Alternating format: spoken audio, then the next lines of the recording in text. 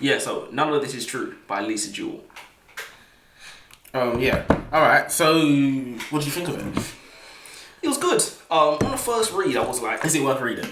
yes, definitely. Would you recommend it? 100%. Yes, Go definitely. read the book, and then you can follow. Would you recommend? I wouldn't recommend it. The thing is, I don't have friends, and I don't. If I had friends who read books, and I'd say, yeah, go read it. Okay, if they said if you had to put it into a yes read or don't read part, Yeah, it's worth reading. It's There worth you go. reading. Yeah, it's worth. It's good. That's a good book. It's a good book. And also, one thing I will say is that it's nice to get into a book that this book it puts books like that Iron Flame up to shame. It shames them because this book it's got layers, it's complex. There's no sex scenes, and it's still interesting. It's actually a creative invention, whereas Iron Flame it's just an empty headed lusty story. But Jesus Christ. I put this was my first point. So wait, we're gonna come with shallow, weak philosophical ideas now. Josie's partner Walter says that Alex can't be your sister because Josie is gorgeous, and Alex isn't. He said, "You're gorgeous, Josie," and Alex, she's a bit. Ugh. And Josie thinks it's misogynistic because Walter thinks that his own girlfriend was his wife. I didn't know at this point. His own wife is more attractive than another woman. Is this woman a psycho or what? She thinks it's misogynistic that he thinks that his wife is more beautiful than another woman.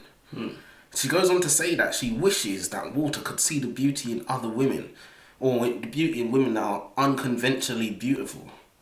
Who's to say you can't? When did he say you couldn't? Yeah, no, 100%. And two, why would you want your partner to focus on the beauty of other women? Yeah, no, you definitely wouldn't. This is the most ridiculous left-wing philosophical idea I've ever heard. 100%. It's ridiculous. That's Do you how know it what's started. funny? Before you say that, I genuinely thought it was the exact other way around. I thought it was Alex talking to Nathan about Josie.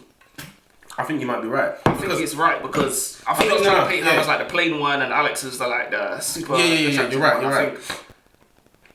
Oh, really? But you know what's funny? Because they were narrated by the same person. There was multiple times where I got confused. Well, this is the thing. In the beginning, I didn't know what the fuck's going on. Yeah, you know how it is. I didn't know. Because I look what I put. Josie thinks that it's misogynistic because Nathan.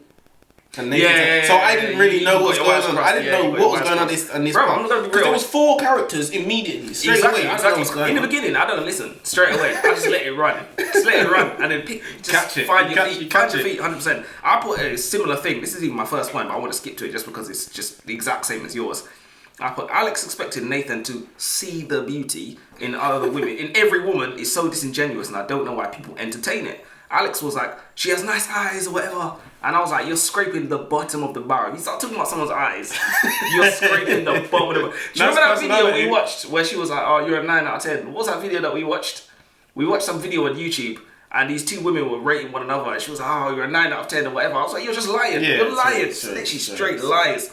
It's just, why would you want your husband to lie like that? If he's lying, he should be lying to make you feel good, not to make other women feel good. It's nonsense. I said, this book is interesting and it could potentially be something special. It's got the dynamic of Josie looking up to Alex, thinking that her life's perfect because of what she sees on social media from Alex. So Josie looks at Alex's social media and puts 2 and 2 together and thinks that Alex's life is so amazing. Meanwhile, Alex's marriage is actually on the rocks. And this is an interesting lesson for the majority of people on the planet because we look at everybody's social media, i.e. the best parts of their lives, because everybody puts up the best parts. They put up when they're having fun, they put up their beautiful dinner, they put up the best sides of themselves, they put up smiling photos of them looking cool, and we think that everybody else's life is better than ours. We're like, oh, everybody else is having a good time and I'm not. That's what social media does, because you sit there and you scroll through it and you see everybody having a good time and you look at yourself and you're boring and you're bored. So it's a nice little philosophical point that they've touched on. But yeah, you think about how everybody's life is better and happier and more fun than our own, and that spirals us into depression. Secondly, the way Alex talks about her marriage is quite disgusting, and it shows how flimsy everybody's dedication to marriage really is. They have been together 20 years, they have children, and Alex says that this is the beginning of the end of their marriage because our husband comes in late from binge drinking. She went on to say, I would have found it funny 20 years ago, but now it makes me sick. And this is specifically the reason why I say it's not important to choose somebody with the same interests as yours, because are you the same person that you was 5 years ago? She said 20 years ago I would have found that funny, for you to come in binge drinking, but now I'm not. So, if you pick somebody on their interests, there could be different interests next year. It could be different interests tomorrow. But yeah, it shows how flimsy their marriage is, because at no point did she say, maybe we should get some help for your binge drinking. Or are you depressed? What's the reason behind binge drinking? She don't care. She just says, yeah, this is the beginning of the end of the marriage. Even try to go out drinking with him. Yeah, you see what I'm saying? Something. I personally think it's very interesting how people try and base marriage on feelings or base love on feelings. Love is not feelings whatsoever. Feelings can change tomorrow, in next 5 minutes, next 10, anything. Yeah. It's the same. It's programming. It's literally 100%. When you get married, your vows are for better or for worse. Sometimes you're in the worst and you don't think maybe the better is coming. Right. But it's definitely, our marriage was really it's good writing, because people aren't perfect. It's 3D. Yeah, it's not like who's got the perfect relationship. 100%. Who does? You know what I mean? No, literally 0 people. My first point is Josie says she wants to go out for her birthday. Walter asked where, and she actually knew where she wanted to go. Fair play. She literally can't be a real woman. Straight away, I said this is fake. It's fake. Bin this book straight away. It's funny. She knew where she wanted to go. It's funny because in the future there'll be stories written by AI, and we'll be able to know if it's written by a real person or by these subtle things. These subtle things. So that's a real woman wouldn't do that sort of thing. 100%. Because I was watching something online, and basically it said in the future you'll be having a conversation with a person and you won't know if they are a robot or whatever. And then basically the robot was like, oh, I had a good reboot last night. These little things, that the computer doesn't really get just yet. But yeah. And I put, it would have been much more realistic for the story if Josie remained anonymous in the podcast. At least then the husband definitely wouldn't find out. And he could be listening and even getting into the story, for example. Because the podcast, they did get released. They were getting released. Yeah, they were getting released as soon as she was doing it. Yeah, Alex was into it, the idea. She was like, she wanted something new. She was into finding something new for her podcast or whatever, because I guess she was bored of whatever she was doing. Yeah, she was bored of whatever she was doing, and she was into something new. She wanted to release these episodes. So you would expect for him to hear about it or something. That's true, to be fair. But to be fair, podcasts is the kind of thing, if you're not listening, you're not listening. Do you know what I mean? It's true, it might not. But because of the high profile, it's not high profile, but he was a paedophile. Yeah. So I keep put quotes, but yeah, he had like a little. Well, anyways, but we'll get to. Yeah. To be fair, they said she had like 8,000 followers on Instagram. That's nothing compared to some of these influencers. It's literally a drop in the ocean. So I don't know if you would have heard. It feels like, what's Shits and Giggles, for example? They've been around like 1 million on YouTube. So it's literally nothing, 8,000. But the reason why I said a paedophile, because when they kept calling him a paedophile, I had to Google what paedophile actually means. And it says, paedophilia, alternatively spelled, is a psychiatric disorder in which an adult or an older adolescent experiences a primary or exclusive sexual attraction to prepubescent children, and which is actually interesting because it's dangerous waters. We're not gonna talk. It's dangerous waters. We'll cut this. But it doesn't. It says prepubescent children, which is the actual part that makes you a paedophile. If they're prepubescent, I've probably butchered that word. Prepubescent. Prepubescent, but I believe 16 is the age of consent. So I thought, from what I understood, 16 is post-pubescent. Sorry? 16 is post-pubescent. Yeah, exactly. 16 is post-pubescent. And 16 is actually completely legal. I had to do research about it because I thought you could. I thought if you're 16, 17, 18, you could have sex with a 16-year-old. That's exactly what I thought. That's what I thought. But no, bro, it is literally 16. You can be 40. You can touch a 16-year-old. I had to do the research. So he is not a paedophile. Is this UK only, or is this like Europe? That's a good question. I assume I was looking at UK, but I didn't actually look into the lettering of the law, because why I don't need to. You know, I'm not touching the see what I'm 16-year-olds. saying? I'm not touching. So, but it was just for a bit, and also I didn't want to facts. research too much into it. I don't know if police are looking at this. You know what I mean? Like And man, kick off your door. it seems very, very suspicious if I'm doing. That's what I'm saying. So I kind of had a little glimpse. Even me as a writer, sometimes I've got to research stuff where I'm like, this feels illegal researching this, isn't it? But yeah, it's mad. Yes. Okay, so I put, isn't it obvious that Alex's partner is cheating? Why is the author trying to avoid that accusation? It's weird, because at no point did Alex say... I mean, towards the end of the book, Josie said, do you think he's cheating? And she said, oh, no, of course not. But in the beginning, like, there was none of that, you know, it's kind of weird. He disappears. She just thought he was an alcoholic. She literally just thought he was an alcoholic and bum, basically. Yeah. It's like she's automatically assuming that he's drinking all the time. It's an opportunity to discuss men's mental health, though. Her husband could be going through depression, hence why he's turning to alcohol, because it's escapism. But she doesn't even seem to care to ask, which is strange. But I guess they just didn't want to... I don't know why they didn't want to develop Nathan. I think we just wanted to... I think it was about Josie, it was about Alex. I don't think it was about Nathan. I think Nathan was supposed to be collateral damage. He was supposed to be that guy off But they could have made us like it. But I think they were more trying to make us dislike Nathan. I think they was trying to make us not necessarily dislike Nathan, but sympathise with Alex and her. Well, yeah, I mean, you can't really... Not necessarily... You can't sympathise with someone without... Not dislike, but like... removing Nick from them. removing their consideration. Seeing them in the wrong. We see them in the wrong. Yeah, we see him in the wrong. Or we see him as inconsiderate. Or we see him as like, not putting effort into his marriage or his relationship, yada yada. Yeah. Which is how Alex was feeling. And also they wanted a bit of mystery in there as well. Exactly. So I can't really... And it's like, if she's wondering about if he's cheating, that kind of takes away from the plotline of her with Josie doing this podcast thing, her wondering like what Josie's doing, because Josie was moving so suspects. But she was moving. She was moving. She was moving. Red flags everywhere. But so it kind of takes away from that. I feel like the author wanted your focus on that as opposed to like wondering if there's too many plot lines running concurrently. I just put a bit about Walter was 45 when he met Josie. She was 15. According to my calculations, that's not good, is it? Like, they started talking, but they never did anything. Yeah, they started talking. He waited till her 16th birthday, so he wasn't actually... I mean, intention... But that's not really about intentions. He wasn't a paedophile. Some people would say it's ethically or morally wrong, and you can't even prove that. He'd probably be if he was arrested for anything, which he wouldn't be according to what you said anyways. Yeah. But if he was arrested for anything, it'd probably be like child assault charges or child abuse charges. But it wouldn't be paedophilia specifically. Yeah, he wouldn't even get arrested though. But yeah, according to what you said, no. I mean, I was thinking he would be. When I wrote these notes, I was thinking he would be in it, because I thought, like, when you said 16, 17, 18 is in their own age group. That's what I thought. That's what I thought. But I put...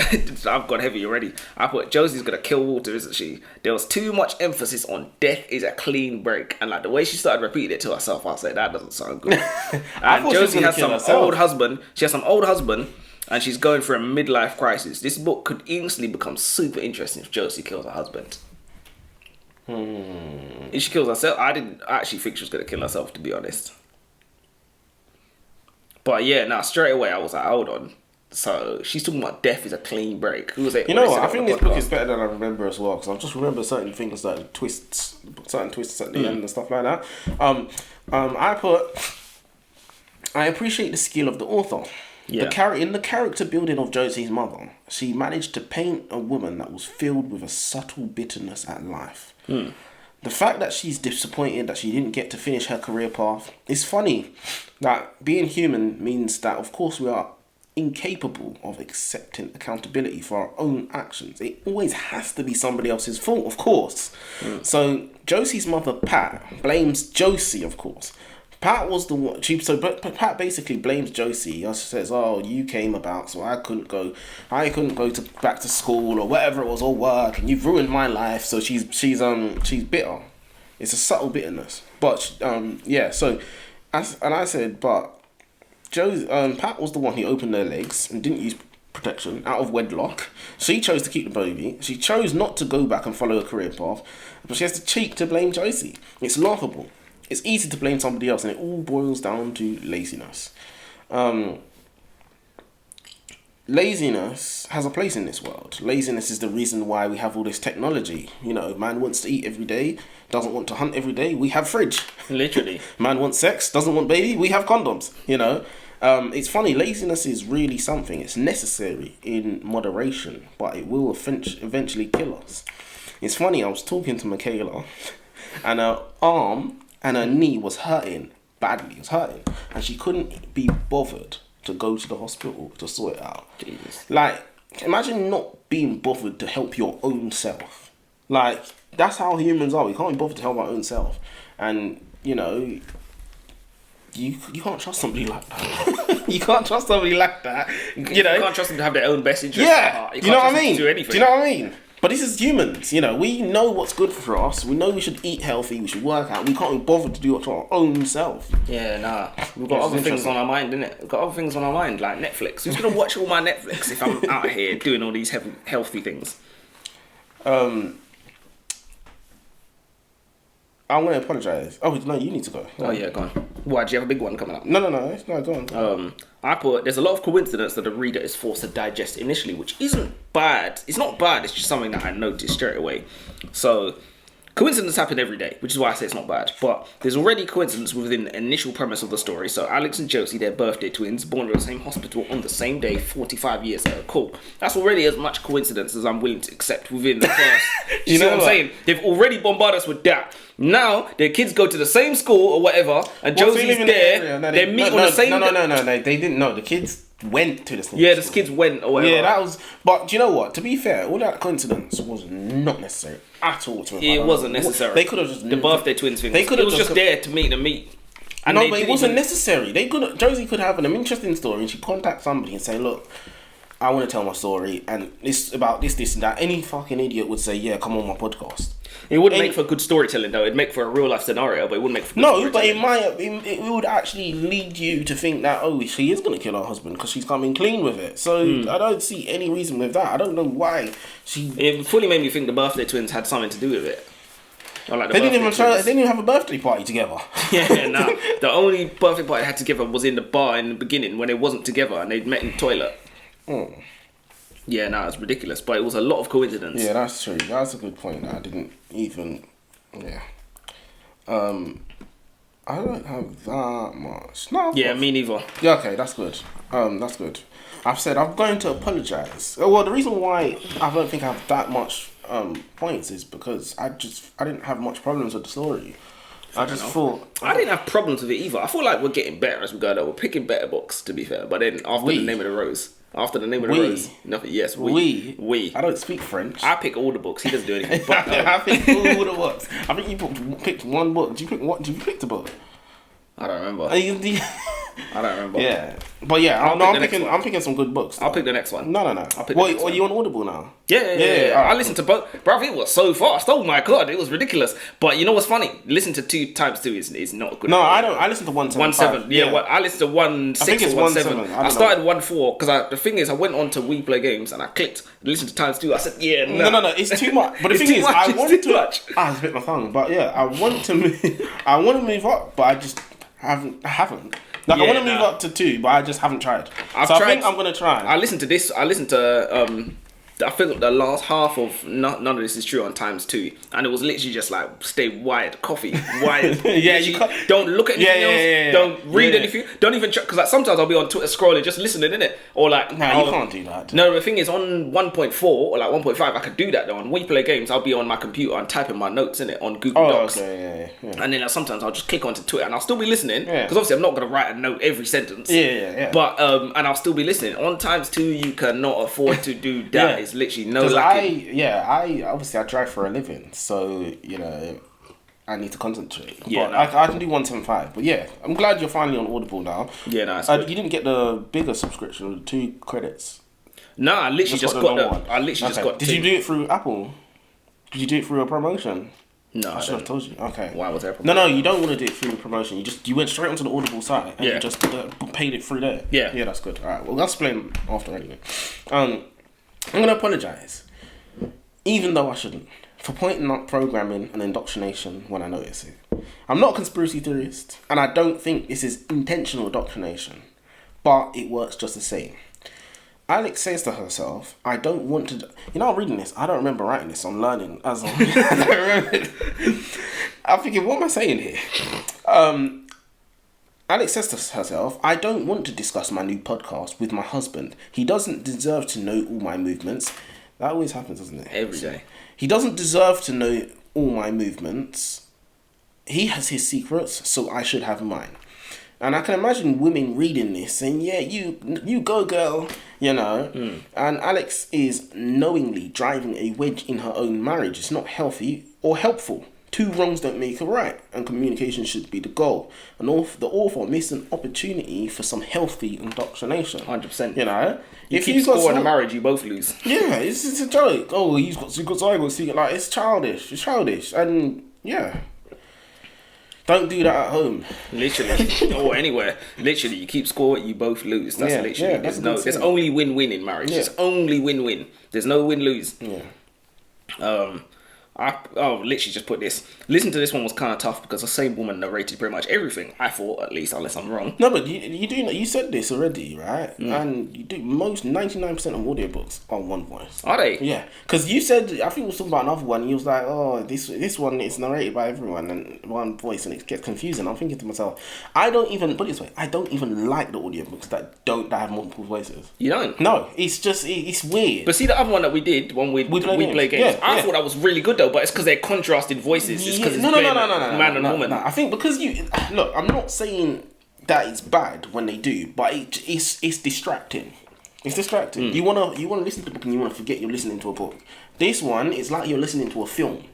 Fair enough. And there's nothing wrong with it, but as I said, because I probably read about 100, let's just say 50 audiobooks, and the first 50 were all in one voice. Okay. And then I listened to one that's in multiple voices, it just threw me off. Whereas you're used to it now already. Yeah, I'm a little bit used to it. And I started reading audiobooks. I started reading biographies and stuff, and it was like obviously just one voice. But yeah, I personally just feel like it would have helped me a lot if there was two different sounded women, one representing Alex, one representing Josie. Then I would have been able to distinguish the characters better in my head. You're in for a surprise. I mean, for a rough ride. Yeah, because that doesn't happen. That does not happen. I feel like it would have been a good idea, anyways. No one's saying it's not, but yeah, it costs money. Yeah, more people cost money, brother. I know because I've literally, bro. These voice narrators, they want to get paid big bucks, you know. They want to get paid big bucks. That's all I know. Let me do my next one. But Alex is very trusting very quickly. Josie shows up in the middle of the night claiming domestic abuse, which is crazy given how old Walter is. I was thinking, he's so old. How do you get beat up by this guy? He's so old. Just push him. But she invites Josie to stay in her house. If nothing else, Nathan has better instincts than her because I'd be very suspicious of a woman who's been following me around, comes up with a reason to stay in my house, was going through my rubbish, I swear, and I was going through the recycling, moving bare suspects. I would never let this person in my house, ever! And Nathan told her that. He basically said, why is she here? Yeah. Weird woman. Weird ass woman. He should have stood up. He should have stood up, put his foot down and said, yeah. I don't even know if I would have given her refuge for the night. But when she stayed, bro, it was good the way the author portrayed it, you know. Alex was just like, felt small in her own home and you could feel it. And it was weird because our perspective, Josie's the good guy, right? And we know she's a bit funny, but we're still kind of on her side, which is weird. Yes. We're still on her side. We know it was just weird. She seems harmless. She seems harmless. She's a victim. Yeah, she's she seems like a victim. So we obviously, I think that's what it is. We sympathise with the victim immediately, straight away. That's why women are dangerous, man. They always seem harmless, and very, very, very often they're not harmless. Very often. And look, listen to this point. It's funny. Josie doesn't think that Alex's husband is attractive. What happened? I'm just going to say it. I said, Josie doesn't think Alex's husband is attractive. What happened to her believing in the stereotypical beauty standards? Literally. Is she disgusted in herself for being misandric? Of course not. You know why not as well. You know why it's not. But this is no, because it's not. Do you know what it is? It's not real. It's not. It's a fake view that the authors wrote into the book. So she's obviously forgotten about. She's forgotten about. Because when you really believe this stuff, you know this. You remember. And I'm just that type of person. I pay attention to these sorts of things, so I noticed straight away. But you know what's funny? Even if she did remember, she probably still wouldn't have put it in because these beauty standards only go in one direction. They're very omnidirectional. They don't go in both. Yeah, but don't you want to? Who doesn't want to write a bit of philosophy into their book? That's everybody. true. I mean, That's look, doesn't it make your book more 3D? It does, and she did, something to but she about? only wrote it omnidirectional, which is exactly how it is in real life. So I feel like even if she did remember, she might It not wasn't have even done it. philosophy. It's just like It's just nuance. boring. It's It's just a boring, nuance. It's the boring drivel that everybody says these Yeah, days. but it's very realistic, to be fair, because everyone does say it these days. But yeah, I've probably literally, got about 10 points left. yeah, she literally said, I said, why do we always end up reading about these sociopathic, psychopathic characters? Josie seems like, you pick these books, by the way, I'm ready to admit that now, but Josie seems like the kind of character who is an unreliable narrator of things happening in her life, going through the recycling, the bloodstained key that Alex found making her bed. Nothing about the way she portrays herself seems to add up. None of it is true. Oh, so you clocked it that she was definitely bullshitting. I was thinking, I didn't think she was. I wouldn't let her in her house, so I was already on her neck from then. I think that, you know what? I forgot the title name, but the title definitely gives it away. They shouldn't have put that title. But obviously Walter came in to the house and he basically said, "Yeah, Josie's a big fat liar." Basically, she's like, "Don't believe anything she has to say. She's a liar." That's basically what she said. And obviously, a perpetrator would say that. Do you get what I'm saying? So, yeah, the title ruined it. Why would they do that? That gives away the whole plot. Yeah, it does. There's some titles that give away plots, but there's some titles that represent the plot, and there's some titles that give away the spoilers, and this gave away the spoilers. This gave away the cookie. Gave away everything. Oh my gosh. Gave away the cookie jar. It's very interesting that this is a very interesting dynamic that Walter isn't actually a paedophile because he waited till Josie was 16 before having sex with her. In the eyes of the law, he's done nothing wrong. Which is weird. Because, you know, obviously it's our duty to say he's disgusting and this, that and the other, you know. Yeah. And that's the way he's portrayed in the book. Did the writer mess up? Does she not know the law? I'm not even sure, because this is... because I haven't told me what... I mean, you know, I could be wrong, but I don't think I am, because I looked into it briefly. But, yeah. Do you want to go? How much? Yeah, no, go on. I've got like 6 points left, I think. I said, well done. This is the first book that we've read that's tried to define what love is. Josie said, I was thinking, I'm 45 years old and I don't... This is what Josie said. I was thinking, I'm 45 years old and I don't know what love is. People talk about it like it's a real thing that you can see or touch, but it isn't, is it? Sometimes I force myself to imagine if my husband died and if that would help me to know if I did love him. And I think if he really did die, everything would be better. So I can't love him, can I? If that's the way I feel. And whilst that is a powerful question, it is just that, a question. And it's one that Alex couldn't answer. So, you know, Josie asked her, if your husband died, would you be upset? And she said, yeah. But she didn't say, if that's how I feel, if he died, everything would be better, I can't love him, can I? Right?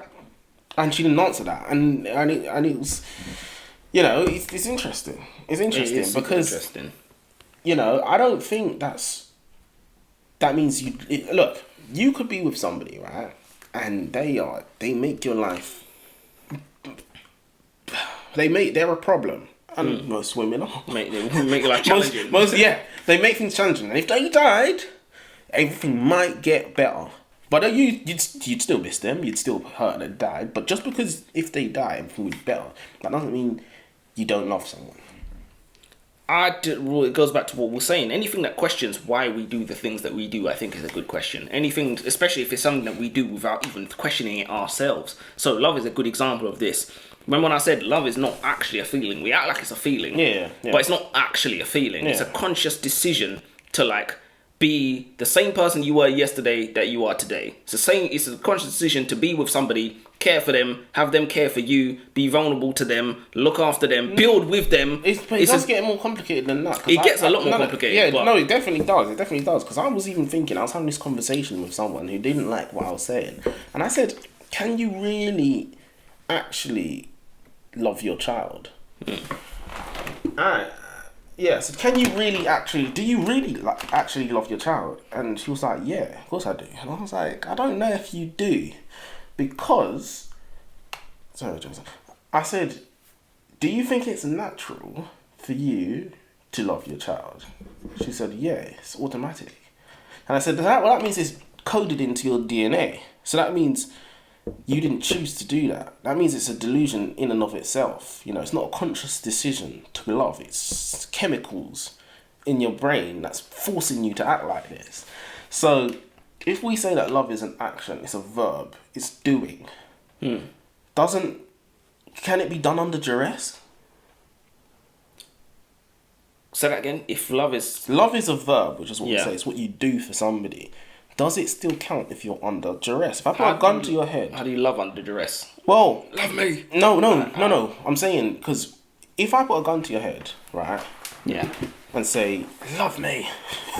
And I'm forced you to do all the things that you would do for somebody you love, right? You would say, I don't really love you. You just forced me to do that. It's the same as a mother to her child. There's something coded into her DNA that forces her. A chemical gun to her head. It's a chemical gun to her head that forces her to do what's necessary. Because, I mean, we're a virus. Humans are essentially a virus. You know, we multiply and we consume replicate. Resources. We consume resources and we want to replicate. There's something inside of us that makes us want to replicate. And you know, we're forced to look after our young, you know, so that they can replicate. We're just like a big virus or whatever. But that's what I was thinking. And she didn't like that. I said that her love wasn't real because she didn't choose. Love being a knee-jerk reaction is something that a lot of people cling to. A lot of people base a lot of their decisions on. And when you question that, and especially when you question it in a way that makes sense, it disturbs the illusion that people have of life, and they get angry because they're so dependent on the system, the matrix, that they will fight to defend it. So it's literally word line for line, almost word for word, almost verbatim, as they say. But 100%, it's the kind of thing that the chemical gun to your head, as we might say, like. I don't know if it's the same thing. I don't know if you can love under duress, because I think one way to describe love is when you do. But this is what I'm saying. If you're biologically designed to love your child, it's basically an emotional gun. So you're basically forced to do it. And if you don't, you're a bad person as well. There's that if you're as well. a bad person, then be a bad person. No. I mean, like, you hear about a mother that doesn't look after a kid, she gets vilified. Of course. So you're forced societarily. And you're forced emotionally. But the thing is, it's an emotional gun. There's things that you could do voluntarily because you want to, that you would be vilified for not doing. But you're not doing it because you would be vilified if you wouldn't. You're doing it because you want to. So it's not necessarily the same thing. I don't think somebody taking care of their child because social services might take them away or because they might get arrested is the same as someone taking care of their children because they love them. I don't necessarily think it's the same thing, but you do make an interesting point, because it's like, if it is chemicals and it's not a conscious choice. It's not a conscious choice, because it's automatically, you automatically love your child. You love something you don't know. You know, it's a stranger. Yeah, it is. No one knows it. Yeah, exactly. It's funny. People say love at sight's not real. But technically it is then, isn't it? I definitely think it is real, but here's what I think is interesting. We're getting so off topic. We're getting very off topic. This has nothing to do with this. We will continue this conversation. But here's what philosophical questions can do. But I think it is interesting because a child, a lot of people say, it is a representative of them. When you love yourself, you see this thing that came from you. If you're a father, maybe not so much. If you're a mother, you see this thing that came through you, maybe even looks like you. Do you see what I'm saying? It is literally representative of you. He would even say when their children's growing up, they see like a little them walking around the house. And it's like, if you love yourself, how could you not love this thing that looks like you, walks like you, talks like you, is you? What if you don't love yourself? Well, who doesn't love themselves? Loads of people, though. And those people shouldn't be having children. That's true, though. That is true. If you don't even love yourself, we definitely don't. 100%. Josie is a very... Josie. Yeah, Josie. Josie is a very complete 3D character. Well, I think I'm supposed to say complex 3D character. She's one of the best characters I've experienced. And getting to know Josie shows how empty and shit the characters and the storyline of the Fourth Wing trilogy is. We have not stopped shitting on the Fourth. No, we always. But it's funny, I actually went online and quite a few other people have been shitting on it. I didn't watch the video. Do you know what's funny? I haven't seen it. No, I haven't seen anybody like. I've seen titles saying, so this is what you lot all getting nuts. Oh, is it? I need to see those because they sound like my kind of people. It shows how shit the Fourth Wing trilogy is. How it's just lost, filled and empty. Having said that, Josie is a sick woman, mentally in need of help. How is she getting a panic attack and then using the spoon that she stole from Alice's house to calm her down? Yeah, nah. Psycho. Literally psycho. Psycho. It's like man sniffing woman's socks level psycho, bro. It's worse. Ridiculous. It's worse because a man sniffing a woman's socks, right? You know, he's obviously... It's attraction and, you know... It's triggering some chemical... Bro, in his brain. It's a spoon. Yeah, literally. It's a spoon is calming her down. A spoon. That is disabling the panic. It could be... it don't make no sense. Yeah, no, but it's ridiculous. Very creative. It's very creative. Who thinks of that shit? Who thinks to write that shit in? This is what I'm saying. This is very, very good. I think it's creative, but I think she could have used something more personal than a spoon, perhaps. Yeah, but it just makes her more crazy. It does make her more crazy, but that's a bit of a cop-out answer to be like, oh, because she's crazy. She'll just use whatever. I know what you're saying. I know you know what I'm saying. I completely understand with you, but what you're saying, because you're taking the conversation to a different level now. You can do that for anything.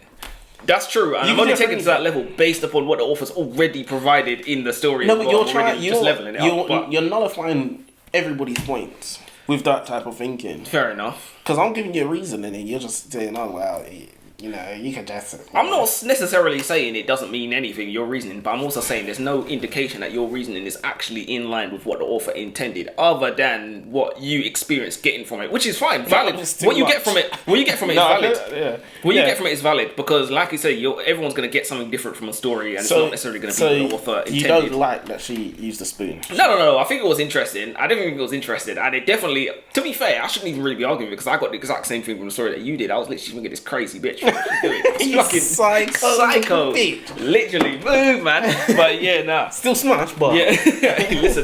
Listen, don't stick your dick in crazy, 100%. But yeah, nah, it's insane, that level of, and it definitely is a psychopathic tendency, because she's probably stealing from people that like she's attached to. Literally, yeah. Nothing ridiculous. Yeah. I said I'm enjoying the book. Oh wait, no. Do you want to go? Yeah. How much you got left? I think 6. I think I've got 6 left. Yeah, I've got... You might have caught up, actually. Yeah. You might have caught me up. I might skip ahead, actually. Nathan goes missing. Classic psychopath behaviour. Josie is possessive and refuses to tolerate others taking what's hers, which is in this case Alex. The relationship between the two on Josie's end reads as if Josie sees Alex as some cool, independent woman who can liberate her from her mundane life and alleviate the anxiety of what it must be like to turn 45 for a woman. Josie's panicking about her life, her recent birthday, an unwanted reminder of her own mortality and the depletion of her youth. So she turned 45, straight away her husband's even older than she is, neither one of their lives are good anyway, basically. Children grown, no purpose in life, yada yada. She sees this woman who's got podcasts, successful women, yada yada. Like, seems like some cool, oh my god, my birthday twin. It seems like it was meant to be. Remember when she was like, it seems like it was being drawn together. Someone keeps drawing us together. Our children went to the same school, or her children go to the school that my children went to. That's quite interesting that you say that. And this is why we can tell that this isn't a true story. Because you've kind of just ruined what I said. I said that so basically, this author didn't character develop Josie properly. So she's just written this story. So she didn't plan out the character, because you just said it. Josie obviously believes in spirits. She believes in fate, destiny. She believes in fate and destiny, but she doesn't do anything with her life. If you believed in fate and destiny, you would, I don't know, give to homeless, especially if you ain't got nothing on your plate. You're doing something, charity, you're going to volunteer, you're going to do... So, but that was not part of it. Do you get what I'm saying? I think she believes in... there's a lot of people that say they believe in fate and destiny, but what they mean is they believe in fate and destiny when it knocking up on their doorstep to hand them opportunities. You see what I'm saying? They believe in somebody handing to, you're called up for your country, or here's $1 million or something like that. Well, it's funny you say that, because I went to... we keep digressing, but I went to a car boot sale. Yeah. And you have to pay 50p to get in, or £1 to get in. It's 50p. And I gave the woman... I jokingly gave her a 20. Because I didn't have no change. And then I swapped it and gave her a 10. And she gave me £15 back. So wait, she gave me £14.50 back when I gave her a tenner. Okay. She's supposed to give me $9.50 back. Okay. And she mistakenly, because I've confused her when I gave her. I literally went like this, ha ha ha, and then swapped it. Yeah. But obviously, her mind, she's multitasking, trying to figure out how much. So she messed up and she gave me extra money. And obviously, I did not do the right thing and give her back the money. I kept it. Rightly so. I kept it. And I thought to myself, this is God, right? Listen, it's a gift. The funniest thing is, if you turn down God's gifts, he'll stop blessing you. If you turn down his blessings, he'll stop blessing you. Was I wrong for that? It's that simple. Was I wrong for that? No, for real. Define wrong. Well, no, but yeah. Do you know what I mean? Yeah, define wrong. So, was it a good thing that I did? It's a good thing for you. You made money. Alright, but okay, so I think anybody would say, oh yeah, it was the wrong thing. But what about if I gave that money to charity? Have I now done a good deed? Exactly, 100%. Is it better for what happened to have happened, or for you to give that money back for her to spend on whatever? Let's say you go buy a lottery ticket or whatever, or spend it at bingo. No, but what I'm trying to say is, am I a good person for that, or am I a bad person for that? I think the general consensus, because that's all we can really go on. Other than that, what we personally believe, the general consensus is that the right thing to do is when you have the right intentions, when you care for other people and you do what your moral compass aligns you to do. Now, if your moral compass says steal, then your moral compass is misaligned. Was I right for that or no? I'm just asking you. Do you want... I don't have to answer, Sway. I don't have to answer, Sway. I don't have to answer, Sway. Do you think he was right? Do you think he was right? I know what you want to say. I don't know, but do you think you was... It doesn't matter. I put it up my nose. If me being right ends up me being broke, I don't want to be right. Alright, let's move on. Yeah, nah. You gotta go after this. Go on. How is Josie the good person again? She lies by omission and goes behind her husband back to air their dirty laundry on the internet. Yeah, nah. Emotionally cheats on him with Alex. And then violently and verbally abuses him for absolutely nothing. Yeah, nah. You've embarrassed me. What? Been embarrassing him. I rate him for putting his glasses back on and acting like nothing happened. Yeah, no, 100%. I thought that was hilarious. I literally laughed when she slapped him. And he literally just straightened his glasses and pretended like nothing happened. He's too old for this. That is a G. He's too old for this. Do you know what it is? I said he's a better man than me. Oh, 100%. Oh, yeah? Literally, yeah. 100%. He literally said, I don't need to hit you back. He didn't even feel anything. Say bend over. No, do you know what it is? He's just too old for this. He said, I'm too old for this, love. I'm too old. There you go. He definitely respect him. Do you feel better? He was like, do you feel better after that? You got that. He didn't even need to do that. That's the crazy thing. He just pretended like nothing. Do you know what the funniest thing is? When you react like that, when women react violently, it makes them so angry, man. It makes them so angry. Like, if you don't react, literally be like, are you done? Literally, are you done? Do you feel better after that? We'll talk later when you've calmed down. Yeah. They get so angry because they just feel silly, which they are. I've literally had arguments with women and it's getting heated and I'll be like, are you angry? And they'll be like, yes. And I'll be like, well, let's talk about this later when you calm down. Because you can't think straight. You can't think straight when you're angry, right? And they'll be like, you dare use my own spells against me, Potter. Literally. It's ridiculous. Bruv, they don't know what to do when faced with their own weapons. They actually have zero clue what to do. It's quite something to behold. Finally I get a prediction right. Do you know I've never actually got a single prediction right for the entire time we've been doing these books. I've never got any predictions right. But I said Josie murdered Walter unless he drowned in the bathtub. That is, unless. But so you wasn't even confident. I wasn't even sure because I wrote it and I was like, actually, maybe he could have drowned in the bathtub. 100%. Backup clause. Yeah, right. Exit clause, 100% in case of anything. But I kind of invalidated because finally I got a prediction right at the start. So I've invalidated it anyway. To be fair, I'm locked in. But yeah, it was just mad because from the beginning, from early before I even thought anything was up, I was literally just like, Josie needs to murder her husband in this book for this to be early in the book. One of my first points, I was literally like, from they said, was it death is a clean break or whatever? And Josie was like, death is a clean break. I was like, yeah, he's done. He's done. He's lived long enough anyways. I'm enjoying the book, of course. We just don't know if Josie's a crazy bitch or if she's an innocent victim. So the mystery element is good. Someone's gonna die. So. But the actual level of complications is unfortunately basic. It is essentially a good relationship between parents and you get good children. Bad relationship between parents and you get bad children. And what I was trying to say is, Alex's children are fine. Wait. Yeah, Alex's children fine. Yeah. Josie's children, nightmare, terrible. Yeah, no, 100%. They're both bad, basically. And I said, unfortunately, that is very stereotypical and two-dimensional, and it's just simply untrue. I commend Lisa Jewell for giving Nathan drinking problems to try and balance out the perfect relationship, but was that enough? Yeah, and that's basically what the story was about. Two families. One had a good relationship. I mean, it had a little bit of a problem, but it's good relationship, bad relationship. Kids came out fine in one, kids were a nightmare in the other. Yeah. And, you know, it's basic. It's basic story. Also, there's something else is missing to the story. Stealth mission. No, I'm joking. I didn't even write that. I just thought of that. No, it just occurred to you. There needs to be a compelling reason for Alex to be continuing with the podcast with Josie, because Josie's weirdness isn't just limited to theft and stalking. She's now living in her house and just won't leave. Wouldn't you stop the podcast and cut all contact?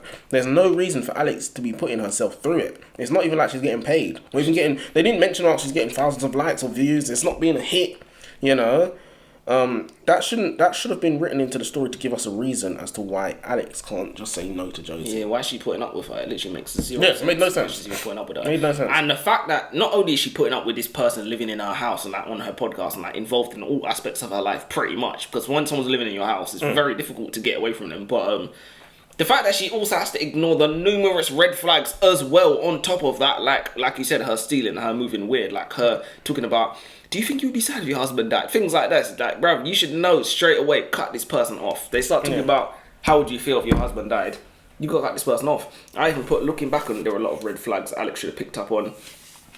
Her going through her trash, her being married to a guy 3 times her age, straight away you should know this is not normal. When have you seen this before? I said it from the beginning, these are things you should be picking up on. If you don't, then Darwin will take care of you. As they did. I had one question at one point left. Go on. Yeah. My theory. You got one question left? One question and 1 point. So like 2 in total. Is that it? That's it? Yeah. Okay. So, my theory about Josie is proven right. She she seduced Walter when he was dating her mother while she was a teenager. The question is Walter actually considered a groomer abuser in the eyes of the law because of this? Josie said multiple times that she knew what she was doing, basically, and he did wait till she was 16. Doesn't matter. If they're young, it doesn't matter. Bruv, like, these women... Yeah, they know the... No. The women, it does not matter. The government, it's like with human trafficking. The women can say, no, I was not human trafficked. I did this willingly, and the government will say, no. Yeah. You was a victim. Doesn't matter. The government is like...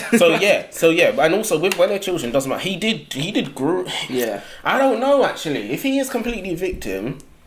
I don't know, but... Yeah, because he was with the mum. It's not like he came around and befriended her, but he did buy her a gift and whatnot on the 15th birthday, though. If they're below the age, then yeah, he's still gonna can't unscrew him. Yeah, he still get done for that.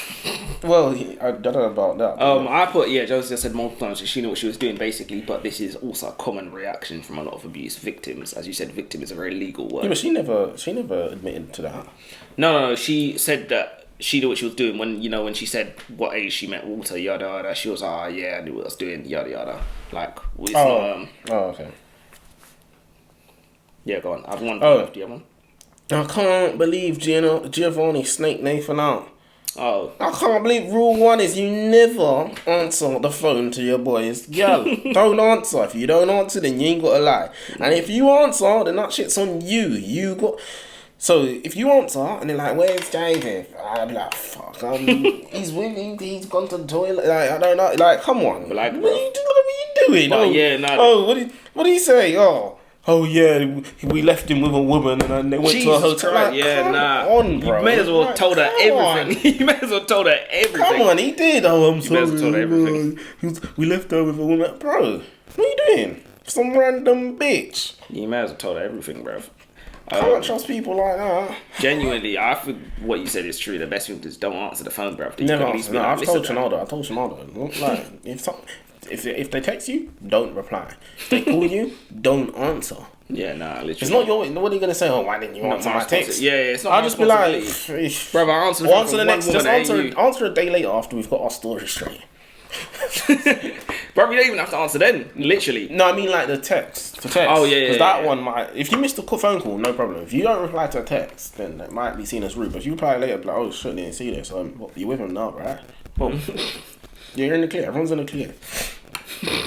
But yeah. He's a joker. You going?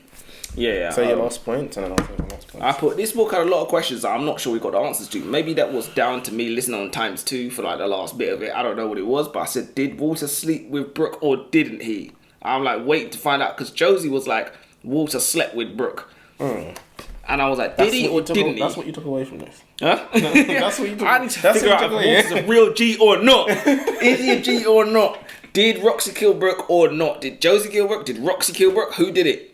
Was Nathan's death really an accident as Josie claimed? I find it hard to believe considering she lured him to a hotel room and drugged him. And all the time she was telling Alex how much better off she'd be without Nathan. It's like, come on. Yeah, no. A decent prosecutor was putting that away for that. I don't even know why she was proper tapped. She was proper hating on Nathan. He didn't do shit to her as well. He let her in his house from the goodness of his heart.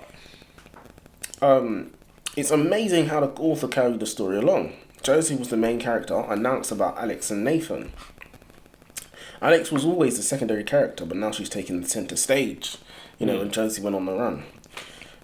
Fantastic book, real roller coaster. I can't believe Josie killed Nathan. I was very shocked at that one. Yeah. That was unexpected. That was out of nowhere as well. We didn't expect Alex to lose. It kind of took me out of the story a little bit because it was out of nowhere. That's what I mean. Like, it was like... And it was for nothing. I mean, I feel like I know it was for. Well, that's what she said at least anyways. But I feel like that's what it was for. Because... I feel like I know it was for because... Like I said, whenever she didn't want anyone really messing with Alex other than her. She wants to talk to Alex. She wants to live near her. She wants to smell her spoon. She wants to do everything. Don't mess with her possessions. Josie really was a sick puppy. She was so far removed from reality and she didn't even know. Deluded beyond delusion. But yeah, I thought it was... But yeah, in the comments, not in the comments of this, but in the comments in the reviews, people were saying, oh, another person writing women out to be crazy. Now people think we shouldn't believe women and this, that, and the other. I was just like, oh, shut up. But, I thought the book was very good. I'm going through notes again. I actually don't have any issues with it, to be honest with you. It's a good book. It was a good book. You did get the title's terrible though. It gives what are you doing? Like, what are you doing? You could read the title and think, I don't need to read this book now because you know everything. To be fair, I feel like the title has several meanings. Like, it's kind of like tongue in cheek. None of this is true. This is all fiction. Yada yada. Do you see what I'm saying? The whole book. None of this is true. But then none of what Josie said is true. Yeah. Do you see what I'm saying? So I feel like it could have double meanings. I still wouldn't have called it that. It does, but you don't do them things. But yeah.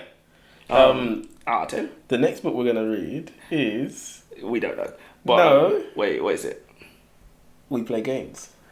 Oh yeah, We Play Games. See? Hey! I fucked up. Yeah. So basically what happened is we're shooting... We missed last week, so we're shooting both the videos of the book reviews back to back because we've read both books. So it was just a little joke. We Play Games is next. That's why we're going to be wearing the same outfits. Unless we change. Yeah. But yeah, it's the first till next time, it's been good. And goodbye.